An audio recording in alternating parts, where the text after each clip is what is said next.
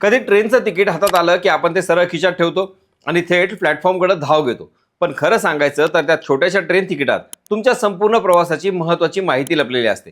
सर्वात आधी दिसतो तो PNR नंबर. हा 10 अंकी नंबर तुमच्या बुकिंगची ओळख असतो. याच नंबरवरून तुम्ही लगेच चेक करू शकता की तुमचं तिकीट कन्फर्म आहे, RAC आहे की नाही, अजून वेटिंगमध्ये आहे. यानंतर तिकिटावर ट्रेन नंबर आणि ट्रेनचं नाव दिलेलं दिसतं. अनेक वेळा एकसारख्या नावाच्या ट्रेन असतात, त्यामुळे ट्रेन नंबर पाहणं खूप महत्त्वाचं ठरतं. तिकिटावर कोच आणि सीट नंबर सुद्धा स्पष्ट लिहिलेले असतात, जसं की S5, B2 किंवा A1. यावरून तुम्हाला तुमचा डब्बा आणि सीट लगेच सापडते. तसेच जर्नी डेट आणि डिपार्चर टाइम नीट पाहणं खूप गरजेचं असतं, नाहीतर अनेक जण चुकीच्या वेळेमुळे दोन्ही मिस करतात. याशिवाय तिकिटावर भाडं, क्लास आणि काही महत्त्वाचे नियम सुद्धा दिलेले असतात, पण बहुतेक लोक ते वाचतच नाहीत.